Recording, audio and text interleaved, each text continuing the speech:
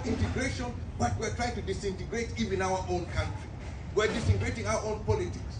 This is not the Uganda we aspire for. This is not the Uganda which we live for. Ugandans must work for Uganda. Our politics must be free.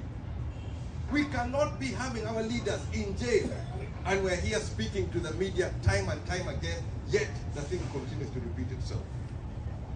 We cannot, as Ugandans, we cannot continue this direction. And those in authority need to act. Uganda should not be a laughing stock of all the nations. Our politics should not be a laughing stock. Let us be honest with one another. Let us be free with one another. Let us be empathetic to one another. Uganda is bigger than all of us. We all have our different views or different positions. But we should be able to do our politics openly in Uganda. So as UPC, we are going to continue to push for the politics. We're going to continue to push for the freedom. We're going to continue to speak even when we're told that this is not the right thing to say. It has to be said. What we have is a capture of an office which is being abused.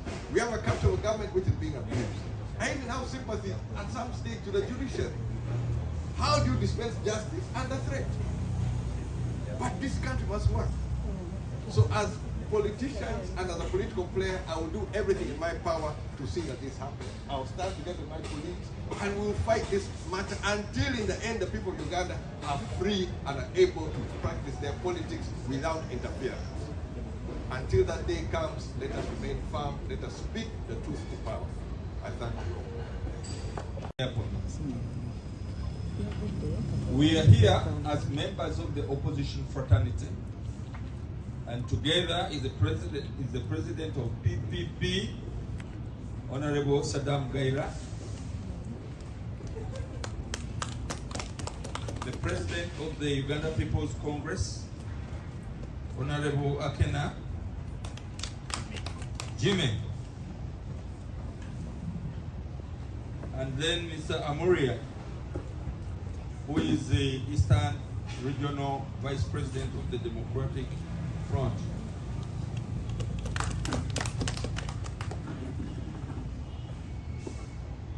Other members of the opposition fraternity will join us, but this is the statement that we are issuing jointly, and I will read it verbatim so that you can stay around. We strongly condemn the arrests and deportation of Senior Counsel Martha Karua at Entebbe International Airport yesterday. Counsel Karua is the lead counsel for the leader of the People's Front for Freedom, Dr. Kizza Besigye, and Obedi Rutare's case. She traveled to Uganda to stand in solidarity with her deputy lead counsel, Lord Mayor Elias Lukwago, who is the president of this party, who was recently abducted by the Chief of Defense Forces, General Muhoozi Kainerugaba.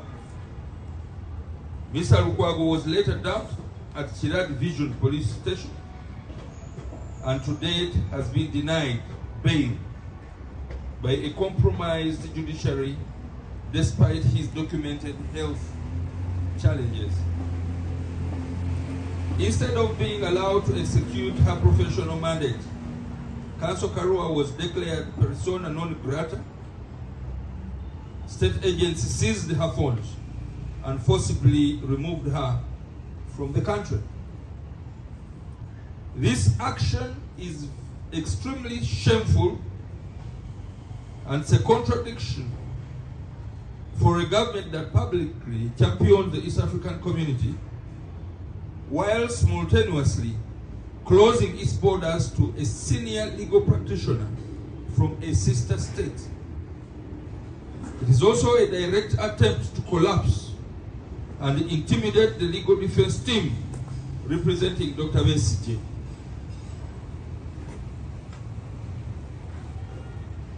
We demand the following: an immediate reversal of the declaration of Senior Counsel Martha Karua persona non grata. We all know how some such declarations are made, and they are not made by the CDF, because it came from the CDF. The Chief of Defense Forces was